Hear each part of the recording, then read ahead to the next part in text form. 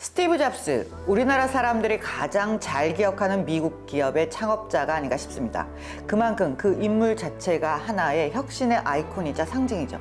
19세기 산업혁명이 있었다면 21세기 인류에게 가장 혁명적인 변화를 가져온 발명품을 꼽으라면 아마도 아이폰이 아닐까 싶습니다. 아이폰으로 우리가 사는 생활과 세상을 뒤바꾸고 완벽주의에 기반한 품질과 디자인으로 강력한 브랜드 파워를 갖고 있으며 아이폰, 맥북, 아이패드, 에어팟, 애플워치, 애플뮤직, 애플페이로 이어지는 자신들만의 독특한 생태계를 구축하며 세계 최고의 기업으로 군림한 애플의 이야기를 들려드리려고 합니다.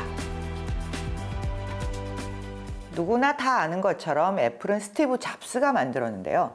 여러분들이 생각하는 것처럼 승승장구하는 그런 화려한 여정만 있었던 것은 아닙니다. 1955년생 샌프란시스코 태생의 스티브 잡스는 어린 시절 약간 사고뭉치였다고 하죠. 전자공학에 관심이 많은 친구 워즈니악을 만나면서 바뀌어버렸습니다. 천재 워즈니악, 둘이서 애플 원, 첫 번째 컴퓨터를 만들어요. 여기에 기술자 론 웨인에게 투자금과 기술 고문을 해달라고 졸라서 주식을 주고 애플에 합류를 시키죠. 그렇게 세 사람이 1976년 4월 정식으로 애플 컴퓨터 회사를 설립합니다. 1977년 4월 최초로 이 대중적인 매스마켓의 퍼스널 컴퓨터 애플2를 출시합니다. 이게 완전 대박을 치죠. 아이들이 다루기 쉬운 소프트웨어와 교육용 콘텐츠로 학교를 타겟팅해서 판매를 시작합니다. 캘리포니아 소재의 학교에 애플2 컴퓨터를 지원하고 가정용 시장을 선점하겠다. 이런 목표를 세운 거죠. 1980년 애플은 나스닥에 상장을 하고요. 다들 갑부가 됩니다. 주당 가격은 $22, 총 460만 주를 판매했는데요. 투자자들이 엄청나게 몰려들면서 상장 첫날 시가총액이 무려 $17억 달합니다. 1984년 매킨토시를 제대로 내놓습니다. 모니터 일체형, 키보드와 마우스가 연결된. 요즘은 되게 흔하지만요. 당시에는 정말 와우하는 컴퓨터가 나온 거죠. 쉽게 컴퓨터를 쓸 수 있는 세상을 열었다는 평가를 받았습니다. 당시 애플의 매킨토시 광고는 미국 역사상 최고의 광고로 꼽히기도 했죠. 매킨토시는 PC의 미래를 바꿀 것이다. 이런 평가를 얻었습니다. 그런데 이것도 우리가 기대하는 만큼 팔리지는 않았어요. 소프트웨어 호환성 문제가 있었어요. 그런데 잡스가 이건 내 탓이 아니라 막 개발자 탓을 하면서 이렇게 해서 안 된 거고 저렇게 해서 안 되는 거고 막 하니까 어떻게 되겠습니까? 열심히 일했는데 욕만 먹어. 다들 떠나고 조직이 흔들리기 시작하죠. 사실 잡스가 이렇게 사람들을 몰아붙이는 데는 그의 완벽주의적인 성품 때문인데요. 이 잡스의 완벽주의는 앞으로 계속해서 개발된 신제품들에서 더욱더 빛을 발하기는 합니다. 하나의 제품은 온전한 기기가 되어야 되고 쓸데없는 기능이나 디자인이 없는 궁극의 정교하지만 매우 단순한 디자인. 여러분들이 상상하는 그 아이폰 그 자체예요. 과거에는 상상하지 못한 제품. 그게 아름답다. 심지어 안 보이는 속에 들어있는 막 내부 이런 구성 부품조차도 가능한 아름답게 언제까지? 본인의 마음에 들 때까지 개발을 해야 되는 거예요. 그런 제품과 서비스를 만들기 위해서 불가능한 일을 해내도록 밀어붙이는 사람. 그 사람이 바로 스티브 잡스였죠. 2001년 휴대용 미디어 플레이어인 아이팟이 세상에 처음 등장했습니다. 정말로 두둥 하고 등장했어요. 내부에서는 뭔가 부가 기능이 부족하고 뭔가 무거운 게 아니냐, 가격이 비싸다 등등등등 지적들이 많이 나왔지만 그래서 실패할 걸. 그렇지만 결과는 소니의 워크맨이 걸어다니면서 들을 수 있는 플레이어를 만들어서 세상을 변화시켰다면 애플은 그 이후 가장 혁신적인 플레이어를 내놓은 겁니다. 그리고 2003년 디지털 뮤직 스토어, 아이튠즈 스토어가 나옵니다. 그러니까 하드웨어, 소프트웨어 두 개를 다 가진 미국에서 가장 큰 음악 판매 업체가 애플이 된 거예요. 기기만 파는 회사가 아니라 디자인 감각까지 혁신적인 기기, 컨텐츠까지 제공하는 회사가 된 거죠. 이게 바로 잡스의 위대함이었습니다. 그리고 드디어 2007년 6월 29일 역사적인 날이죠. 아이폰이 등장합니다. 스마트폰의 새로운 혁명이 시작된 날로 전 인류가 기억하는 날이기도 하죠. 전화기, 컴퓨터, 카메라, 뮤직 플레이어 이런 게 다 하나의 기계에 들어있는 것이죠.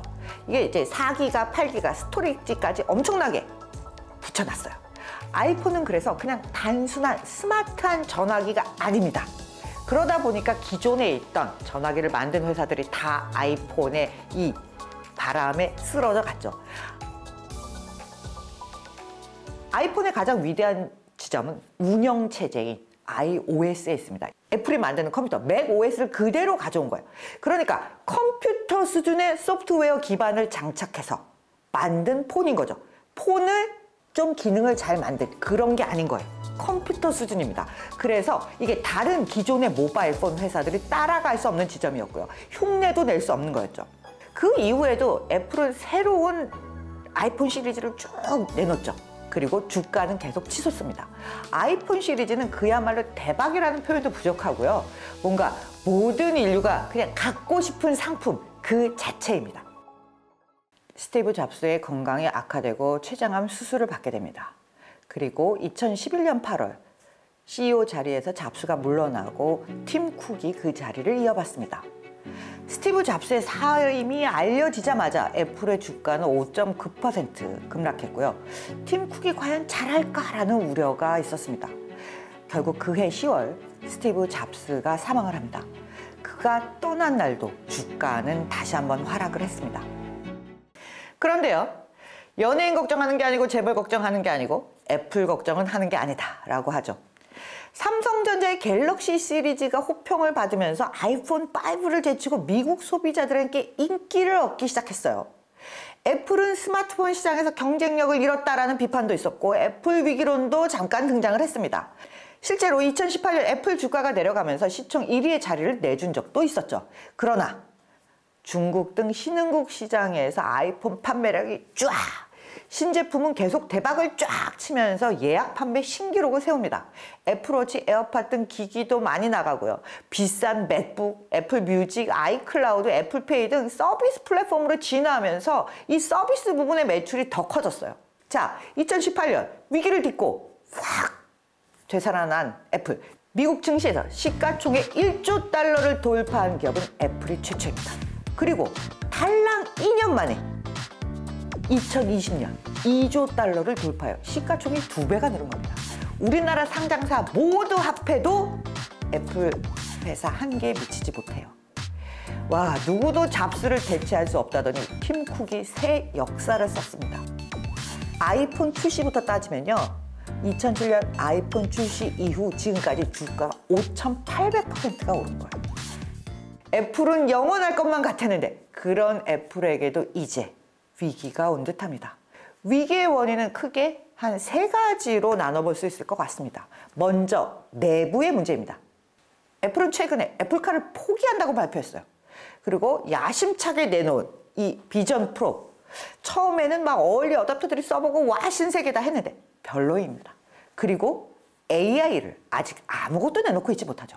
자, 비전 프로 얘기를 한번 해볼게요. 비전 프로 헤드셋을 선보이면서 공간 컴퓨팅이다 라고 막 혁신의 아이콘이다 역시 막 이런 소비자들의 반응도 처음엔 와우 신세계다 했지만 결국 딱히 이거 쓰고 뭐 할 게 없네, 뭐 자랑하는 거 말고 할 게 없네, 비싸긴 엄청나게 비싸고 쓰고 있으니까 너무 무겁다. 애플은 AI에 관해서는 지금 아무런 제품을 내놓지 못하고 마이크로소프트, 구글, 아마존한테도 밀리고 있는 실정이죠. 아무리 애플이라고 해도 내일 당장 뚝딱 AI 뭐 이렇게 내놓을 수는 없는 것이거든요. 내놓는다고 해도 한 발 앞선 마이크로소프트와 비교될 게 뻔한데 정말 그 정도의 혁신적인 서비스가 나올 수 있는지, 여기에 대한 의구심을 많은 사람들이 지금까지는 가지고 있습니다. 애플 생태계 플랫폼으로 진화해서 기업 가치가 순식간에 상승했는데 그 플랫폼이 패러다임 전환에서 뒤처진 게 되고 있다는 시장의 평가와 우려가 있으면서 주가가 하락하기 시작했습니다. 글로벌 시장, 특히 중국에서의 시장 점유율이 줄어들고 있다는 문제점입니다. 시장 점유율은 1년 새 19%에서 15.7%로 떨어지면서 중국 내 순위에서 4위까지 추락했어요. 2024년 1월, 2월 계속 출하량이 감소하고 있고요. 세 번째는 정말 심각한 문제인데요. 반독점이 걸려 있어요. 먼저 유럽연합, EU가 애플에 과징금을 부과했습니다.